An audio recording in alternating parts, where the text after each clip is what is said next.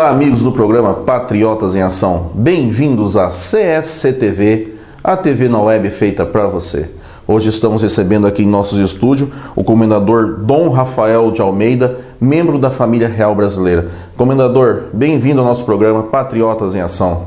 Muito obrigado pela oportunidade de estar aqui mais uma vez com o senhor. Ok, e nós que agradecemos a sua presença. Certo, comendador, o senhor está aqui no programa hoje para defender a volta da monarquia, certo? Certo. O que seria essa volta da monarquia hoje para o Brasil? A volta da monarquia seria uma estabilidade em um meio que está completamente vandalizado tanto pela mídia como pelos políticos hoje. A política do Brasil realmente não vai bem. Nós conhecemos bem a história da coroa no Brasil, na época de Dom Pedro I, Dom Pedro II, certo? E nós vimos que a corrupção já começou há muito tempo atrás. E hoje o Brasil está afundado no mar de lama. O que a monarquia teria a oferecer que isso realmente mudaria a situação hoje do Brasil? Com a estabilidade, o rei ou o primeiro-ministro dissolveria, em tempo de crise, o rei dissolveria o parlamento e convocaria novas eleições. A monarquia não seria uma utopia, um milagre, mas seria o começo de uma solução para um país digno. Porque o que a gente conhece na monarquia inglesa, que é a monarquia parlamentarista, o rei tem poder para pedir novas eleições caso exista uma corrupção. Sim. Ou algum problema político. Seria assim também no Brasil? Seria dessa mesma forma. Aconteceu isso na Espanha recentemente, que o rei Felipe VI dissolveu o parlamento. Tá, então vamos a algumas perguntas de colegas de casa que passaram para mim quando eu falei que teria a sua presença aqui, certo? Em 1993 teve votação para manter a república ou se o povo brasileiro queria novamente a monarquia parlamentarista. 44,2 milhões de pessoas votaram pela manutenção da república, contra 6,8 milhões para o parlamentarismo. Não é uma diferença muito grande do que o povo realmente quer para a volta da monarquia? O que aconteceu, que ia ser uma data e a República antecipou essa votação. Isso confundiu os eleitores. Não sabia se iria... Também onde ia ser votar estava muito confuso. Não sabia se ia votar numa monarquia ou numa república parlamentarista ou numa monarquia parlamentarista. E qual seria hoje, então, voltando à monarquia parlamentarista, qual seria o papel do rei hoje no Brasil? Ele seria um rei que fazia ditadura como na época medieval, que impõe e acabou? Ou seria um rei que teria apenas participação em visitas oficiais, como é o caso dos reis do Japão, da própria Inglaterra, que só faz visitas, mas não tem poder comercial algum, porque isso pertence aos políticos que estão em exercício de mandato no país? Iria ser o modelo que está exercendo hoje na Europa, que é o regime parlamentarista. No caso do Brasil, o rei seria constitucional, ele teria o poder da Constituição, entanto poderia dissolver o parlamento em caso de crise. Mas seria esse modelo parlamentar. Que o rei só seria, então... Ele reina, mas só que não comanda. Quem comanda é o chefe do executivo. Certo, mas me fala uma coisa. Com a volta da monarquia, o Brasil já é um país que nós, trabalhadores, você sabe muito bem disso, nós já estamos cansados de pagar imposto. Uma alta taxa de imposto. É o país que mais tem imposto no mundo. Tudo aqui é caro, tudo é taxado para poder manter o país com os políticos tão corruptos que nós temos.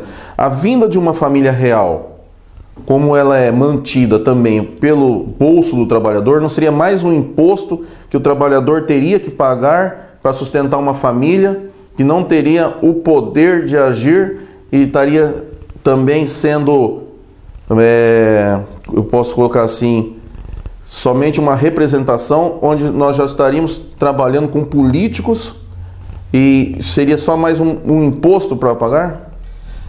Com um país equilibrado, eu acho que uma família real ia aumentar o turismo, ia aumentar a economia e ia aumentar a sustentabilidade.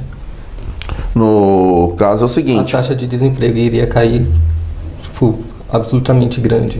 Por causa... eu sei que a família real, a marca família real, ela rende muito dinheiro. Mas mesmo assim, o parlamento inglês solicitou que a rainha gastasse menos. E foi sugerido que abrisse mais os castelos para mais visitação, porque estava gastando um dinheiro e o povo estava reclamando, certo? Aqui no Brasil, o que nós temos hoje de pontos turísticos monárquico, que não esteja em Petrópolis e um pouco ali no Rio de Janeiro? Tem algumas outras coisas que poderiam ser colocadas como ponto turístico? O Museu do Ipiranga, que está há 3 anos fechado por uma reforma. 3 anos, não sabia disso. Está há 3 anos, 3 a 4 anos fechado. Que iria ter uma reforma e não concretizou essa reforma ainda. Certo. Veja bem, na cidade de Petrópolis, quem compra uma casa na cidade de Petrópolis paga 2,5% de imposto a mais do que já pagaria numa transferência da compra de uma casa. O cidadão está em casa bem, chamado imposto laudênico, que é conhecido como imposto do príncipe. É aquele imposto que você tem que pagar para o senhor, para o senhorio, para os donos da terra, que nem acontecia no Brasil antigamente. Não é mais uma taxa para o cidadão que trabalha, que batalha para comprar seu imóvel, a casa própria, que é um sonho de tantos brasileiros. Isso, se estender para todo o Brasil isso? Vale bem ressaltar que o laudêmio ele é um imposto embutido que é de direito da família real. Certo. É como se fosse um aluguel, que a cidade era de Dom Pedro, ele fundou a cidade. E nem toda a família imperial recebe esse laudêmio. É só o ramo de Vassouras aqui. Só são 2 príncipes que recebem esse laudêmio. Só eles que recebem? O resto da família real ninguém recebe? Não, ninguém Mas não recebe. é porque eles não têm esse direito na cidade de Petrópolis? Não, porque venderam seus imóveis, venderam suas ações que tinham. Então, alguns têm direito ao trono, mas não têm direito ao dinheiro. Seria como uma empresa esse imposto laudênico? Seria como se fosse uma empresa. Outra pergunta aqui. Mas é por direito, esse laudêmio é de direito da família real. Certo. A polícia recebe, a Igreja Católica também recebe. Na cidade de Curitiba também tem laudêmio. Então... A polícia recebe esse imposto? A polícia militar. Polícia militar, né? Certo. Outra pergunta aqui muito interessante. A cultura brasileira estaria pronta para aceitar hoje um rei no Brasil? Do jeito que está a cultura hoje. A gente não tem uma definição de cultura no Brasil hoje, infelizmente. Mas seria que o povo brasileiro estaria pronto para aceitar novamente um rei? Eu acredito que sim. Foi feita uma PL no Senado pelo Rodrigo Brasileiro, líder da Organização Império do Brasil, e essa PL foi a 3ª mais votada do Senado para a restauração da monarquia. Certo, eu tenho aqui uma lista aqui de príncipes e reis, quanto ganha o príncipe. É bom a pessoa de casa saber o seguinte: o dinheiro que o rei ganha nas monarquias é um dinheiro para sustentar os palácios que ele tem, os empregados, as roupas que eles compram para a festa, um dinheiro oficial para eles gastarem em eventos, certo? Manutenção com carro, tudo isso. Então vamos lá, o príncipe Philips da Inglaterra, ele recebe 1,3 milhões por ano.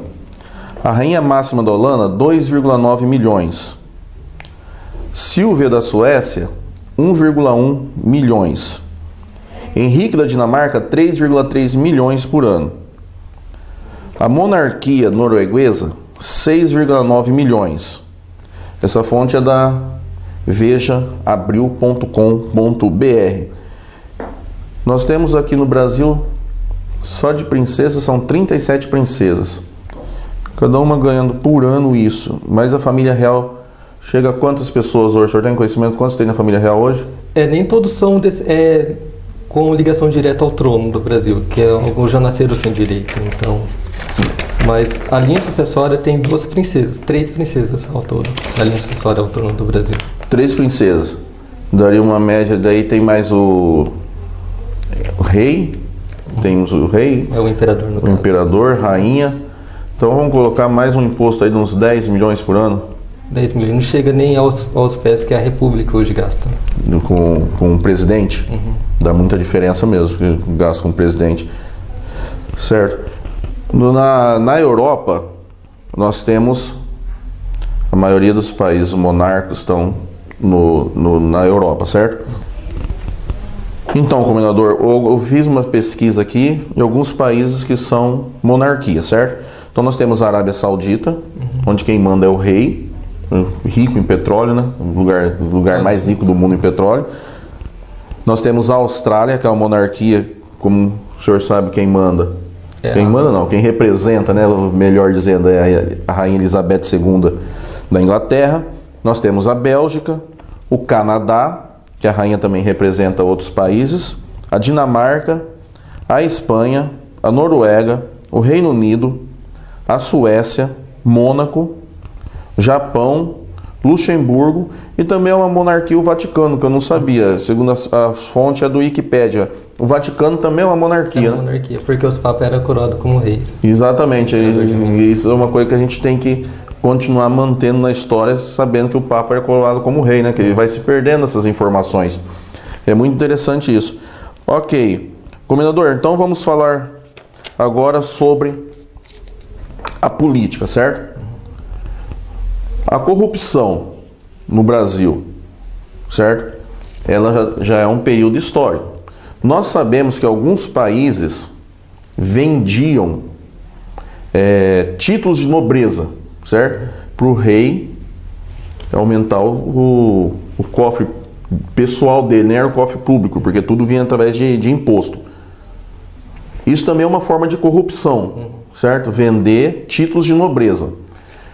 Como que você vê isso dentro da monarquia, uma coisa que você defende, porque quer acabar com uma corrupção política de políticos que se vendem para... Não estou falando que é o caso do nosso rei aqui, com o imperador, como é o nome dele? Quem seria o imperador seria Dom Luís de Orleans Bragança. Dom Luís, mas é também uma forma de corrupção do rei. Como que você analisa isso? A corrupção, ela envolve, porque parece, onde tem dinheiro, tem essa tal da corrupção. No Brasil, quando Dom Pedro II entregava títulos de nobreza, seria por honra ou por mérito prestado à nação. E no Brasil, com a restauração da monarquia, não teria esses títulos de nobreza, a não ser seria dado como mérito aristocrático. Então, porque teve, na época de Dom Pedro, teve o parlamentarismo, né? Só que no Brasil, eu não sei se as coisas não funcionam aqui como que é, no Brasil é conhecido como parlamentarismo às avessas.